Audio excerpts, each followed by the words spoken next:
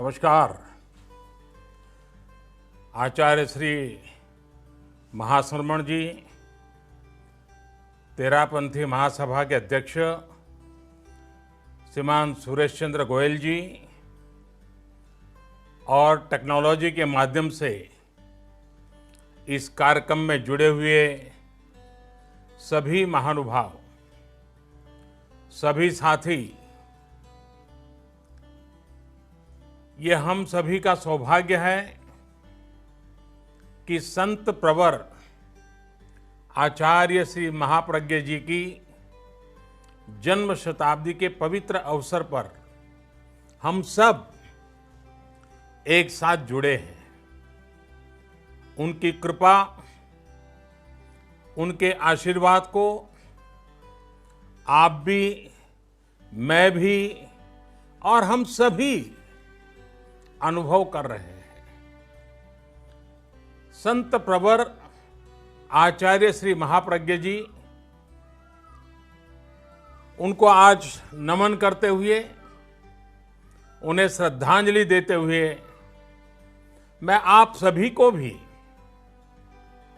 बहुत बहुत शुभकामनाएं देता हूं।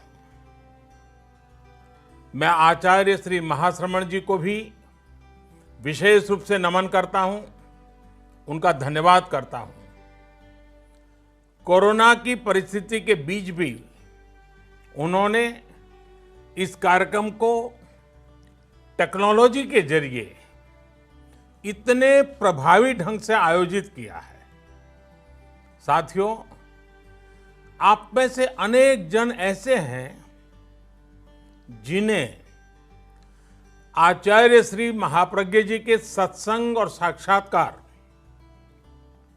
दोनों का सौभाग्य प्राप्त हुआ है और उस समय आपने उनकी आध्यात्मिक ऊर्जा का अनुभव जरूर किया होगा। मैं ऐसा इसलिए कह रहा हूं क्योंकि मुझे मेरे जीवन में ये अवसर आचार्य श्री का विशेष स्नेह और आशीर्वाद का सौभाग्य निरंतर मिलता रहा है। मैं अपने आप को भाग्यशाली मानता हूं। मुझे याद है, जब गुजरात के मुख्यमंत्री के रूप में मैं कार्य संभालता था, उसी कालखंड में आचार्य जी का गुजरात आना हुआ था। मुझे उस समय उनकी अहिंसा यात्रा में, मानवता की सेवा के अभियान में शामिल होने का अवसर भी मिला था और मैंने तब आचार्य प्रवर के सामने कहा था, मैं चाहता हूं ये तेरा पंथ मेरा पंथ बन जाए। आचार्य श्री के स्नेह से तेरा पंथ भी मेरा पंथ बन गया और मैं भी आचार्य श्री का बन गया। साथियों, मैंने हमेशा उनके सानिध्य में ये अनुभव किया कि उनके जैसे युग ऋषि के जीवन में अपने लिए कुछ नहीं होता है। उनका जीवन, उनका विचार, उनका चिंतन, सब कुछ सिर्फ और सिर्फ समाज के लिए, मानवता के लिए ही होता है। आचार्य महाप्रज्ञ जी कहते भी थे, मैं और मेरा। आचार्य जी बार बार कहते थे, मैं और मेरा छोड़ो तो सब तुम्हारा ही होगा। उनका ये मंत्र, उनका ये दर्शन उनके जीवन में स्पष्ट दिखाई भी देता था। हम सब ने देखा है, उनके जीवन में उनका अपना कुछ नहीं था, लेकिन हर कोई उनका अपना था। उनके जीवन में परिग्रह किसी भी वस्तु का नहीं था, लेकिन प्रेम हर व्यक्ति के लिए था, जीव मात्र के लिए था। साथियों, दुनिया में जीवन जीने का दर्शन तो आसानी से मिल जाता है। आज तो गूगल गुरु को पूछोगे तो भी मिल जाएगा, लेकिन इस तरह का जीवन जीने वाला आसानी से नहीं मिलता। जीवन को इस स्थिति तक ले जाने के लिए तपना पड़ता है, अपने आप को तपाना पड़ता है।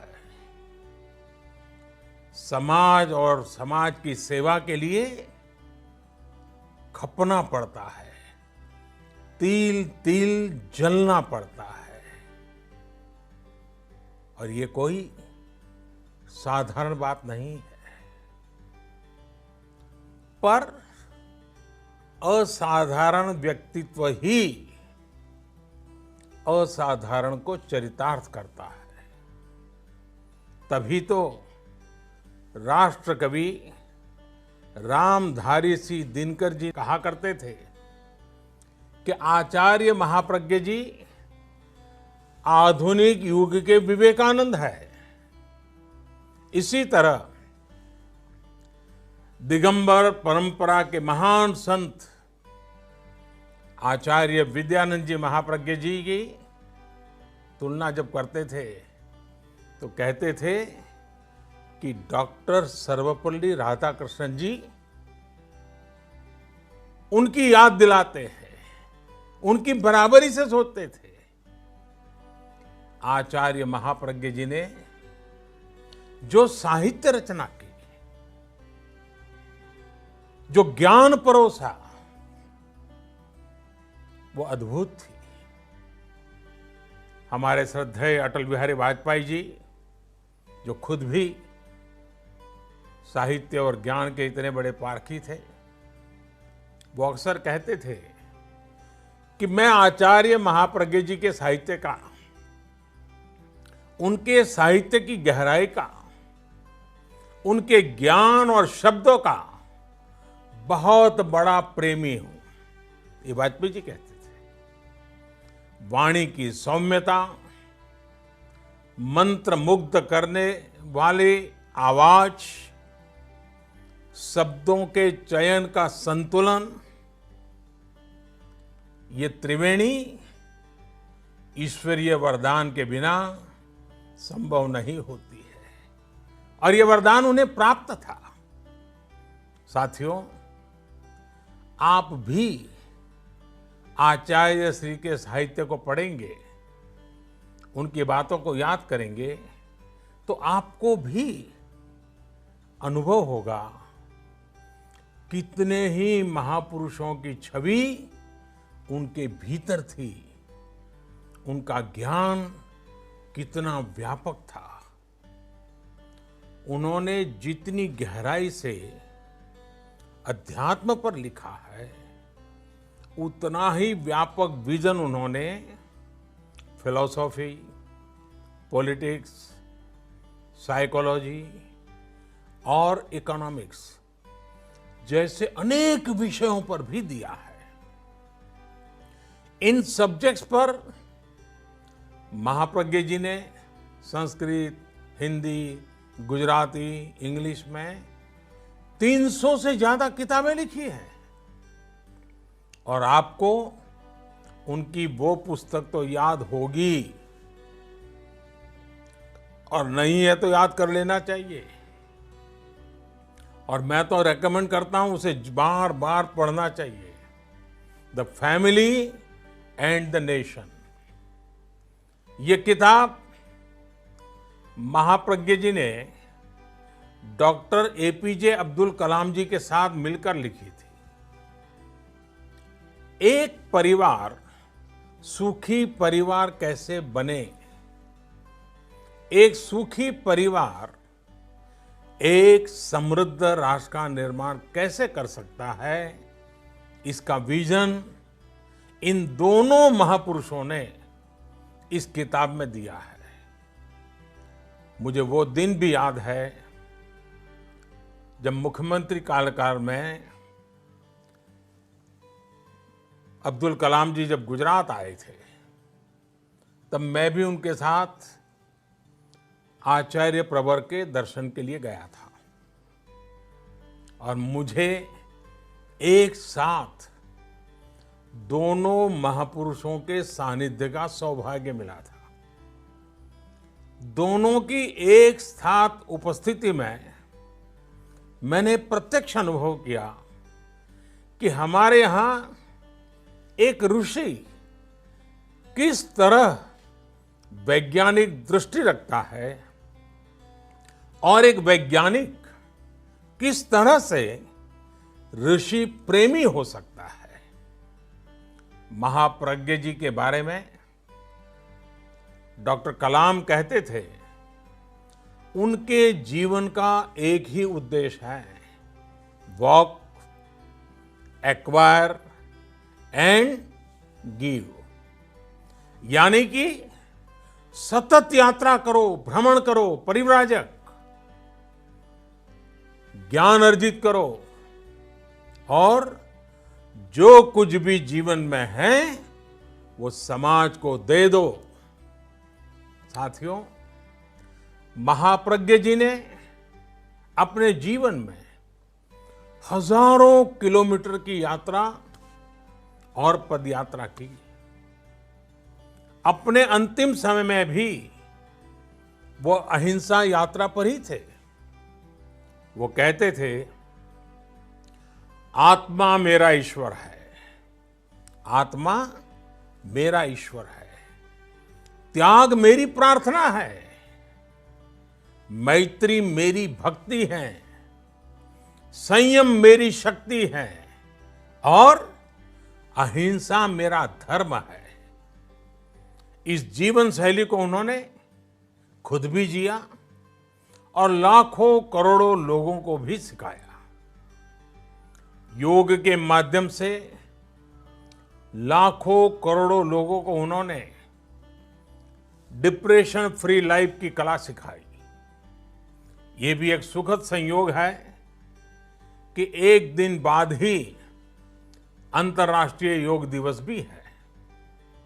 हमारे लिए ये भी एक अवसर होगा कि हम सब सुखी परिवार और समृद्ध राष्ट्र, जो महाप्रज्ञ जी के स्वप्न को साकार करने में हम सब मिलकर के योगदान दें, उनके विचारों को घर घर तक, समाज के हर तबके तक हम पहुंचाएं।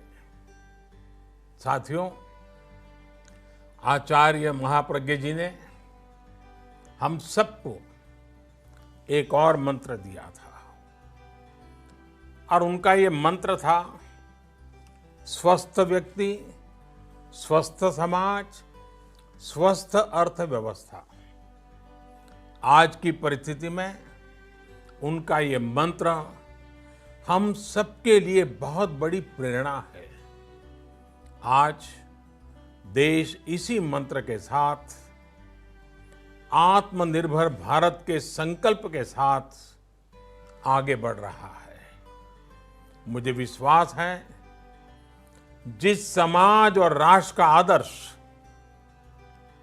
हमारे ऋषियों, संत आत्माओं ने हमारे सामने रखा है, हमारा देश जल्द ही उस संकल्प को सिद्ध करेगा। आप सब उस सपने को साकार करेंगे। आप सभी स्वस्थ रहें, सकुशल रहें। संत प्रवर आचार्य श्री महाप्रज्ञ जी के जीवन संदेश को नई पीढ़ी तक पहुंचाते रहें। इन्हीं शुभकामनाओं के साथ आप सभी का बहुत बहुत धन्यवाद और आचार्य जी के श्री चरणों में प्रणाम। धन्यवाद।